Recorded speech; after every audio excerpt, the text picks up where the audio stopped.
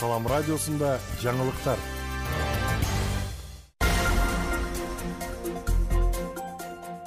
Саламатсыз бардактуу угарман жана көрүүчү, эфирде жаңылыктар чыгарылышы, аны мен Жасмина Сайдиманова тааныштырам. Баткенде өспүрүм кыз бычакталып каза болду. Баткенде 10 класстын окуучусу бычакталып каза болду. Бул тууралуу облустук милициянын басма сөз катчысы билдирди. Милициянын маалыматына таянсак, кечээ 15 апрель күнү саат 21:05 чамасында Баткен облустук биргелешкен ооруканасына 16 жаштагы кыз денесинин эки жеринен жарат алып, ооруканага жеткирилген. Болжол менен жарым сааттан кийин эсине келбей каза болгон. Аталган маалымат Баткен райондук ички иштер бөлүмүнүн маалыматтарынын электрондук журналына катталып, тергөөгө чейинки текшерүү иши башталган. Учурда өспүрүм кыздын өлүмүнүн себеби аныктоо үчүн соттук медициналык экспертиза дайындалып, окуянын жагдайын аныктоо максатында тиешелүү кызматтарга тергөө тапшырмалары берилди, деп айтылат маалыматта. Баткенде Тажикстанга күрүч өткөрүүгө аракет кылган тургун кармалды. Кечээ 15 апрелде Баткен районунун Карабак айылынын Кожомбулак жергесинде коңшу өлкөгө 64 мүшөк күрүч өткөрүүгө аракет кылган 26 жаштагы тургун кармалды.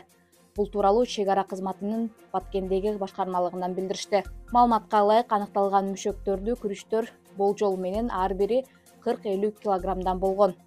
Жүктүн жалпы базар баасы болжол менен 450 миллион сомду түзөт. Учурда кармалган жаранга карата тиешелүү иш кагаздар толтурулуп, териштирүү иштери жүрүүдө. Баткенде бир жумада 63 автоунаа айып куроого токтотулду. Жол кыймылынын коопсуздугун камсыздоо бөлүмүнүн маалыматына таянсак, Баткен облусунун аймагында бир жума ичинде 987 жол эрежесин бузуу фактылары аныкталды. Алардын ичинен тийиштүү документтери жок транспорт каражаттарын башкаруу 7, мас абалында автотранспорт каражаттарын башкаруу 16, белгиленген ылдамдыктан ашуу 122, мыйзамсыз терезелерин караңгылатып алган 2, башка жол эрежелерин бузуу фактылары 840. Ал эми ар кандай жол эрежелерин бузгандыгы үчүн 63 автоунаа убактылуу токтотуучу айып куроо жайына токтотулган. Кадамжайдагы реабилитациялык борбордун жер маселеси чечилет. Кадамжай районундагы ооруларды калыбына келтирүү борборунун жаңы имаратын куруу үчүн жер тилкеси ажыратылат. Бул тууралуу район акими Болоткан Байеке уулу аталган борбордун абалы менен таанышуу учурунда билдиргенин райондук бийликтин басма сөз катчысы кабарлады. Ага ылайык, район акими Болоткан Байеке уулу аталган борборго болгон иш сапарында эми жаңы имаратты курууга жер райондун аймагынан бөлүнөрүн, ал үчүн жакынкы күндөрү тийиштүү тапшырмалар бериле тургандыгын кошумчалады. Бул реабилитациялык борбордо өлкө аймагынан келген майыптыгы бар жарандар дарыланышат. Кызыл Кыяда санариптештирүү боюнча жаштар форуму өттү. Бул тууралуу санариптик өнүктүрүү министрлигинин басма сөз кызматынан билдиришти.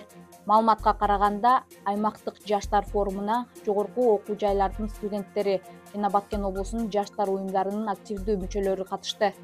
Ошондой эле иш-чарада өлкөнүн алдыңкы санариптик уюмдарынын өкүлдөрү, СӨМгө караштуу Түндүк мамлекеттик мекемесинин жана Инфоком мамлекеттик ишканасынын өкүлдөрү, ДИКАСА Кыргыз Республикасынын долбоорунун өкүлү, Мега, Билайн жана О уюлдук операторунун өкүлдөрү өз презентацияларын жасашты. Форум региондордун жашоочуларынын жаштарды инновациялык санариптик технологияларды колдонуу көндөмдөрүнө окутууда жаңы санариптик чечимдер жөнүндө максималдуу маалымдоо максатын көздөйт.